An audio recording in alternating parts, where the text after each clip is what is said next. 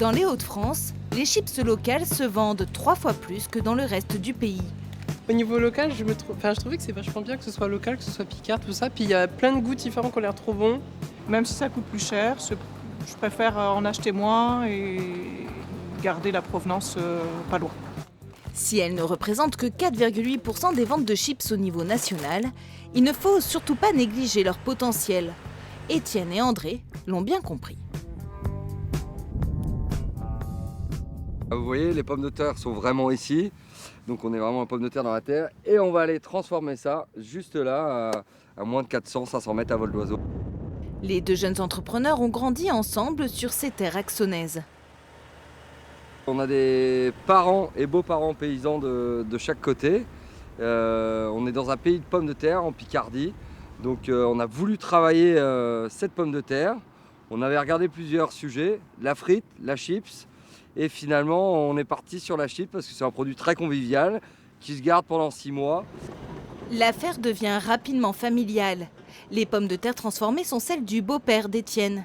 Mais pas n'importe comment. Ici, on vise le haut niveau. On a sélectionné notre variété, qui est la Lady Amaria, qu'on a sélectionnée par son taux de matière sèche pour que ça fasse un réel croquant en bouche derrière pour nos clients.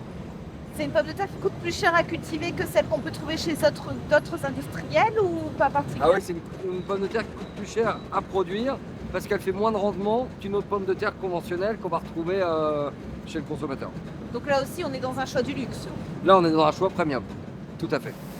Et pas de secret, la répercussion se fait sur les prix. Leurs paquets sont vendus jusqu'à 2,5 fois plus cher que la concurrence. Forcément, d'utiliser de l'huile de tournesol française, d'utiliser la fleur de sel des deux Caps qui est fait entre le Cap Griné et le Cap Blanc-Nez, d'utiliser notre piment, c'est du piment fumé du Berne, il est fumé au bois de hêtre, c'est vraiment des produits d'exception à chaque fois qu'on essaie d'utiliser et de mettre en avant pour avoir une chips d'exception. Aujourd'hui, on se retrouve avec une chips plus épaisse et les gens, la première fois qu'ils la mangent, retrouvent les chips de leurs grands-parents. Une madeleine de Proust qui plaît. 10 000 paquets par jour en moyenne sont produits ici, un chiffre qui a doublé en un an. Depuis sa création, l'entreprise est en constante croissance, aux alentours de 20% cette année, une victoire après des débuts plus sinueux. Première année, on prenait nos pommes de terre, on allait chez un concurrent qui a la même machine que nous et sur laquelle moi j'allais faire les chips.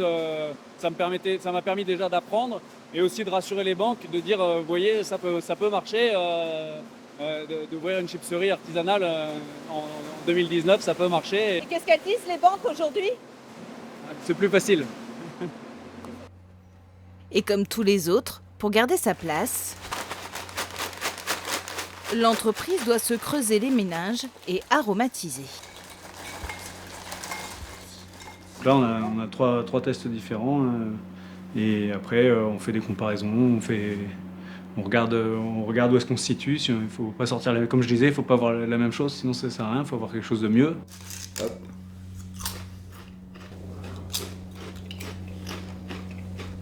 Donc là, l'épaisseur, on est très bien. On est pas mal. Après, moi, c'est la couleur qui me gêne un peu. Un nouveau goût verra le jour pour Noël après avoir été validé par un panel de consommateurs.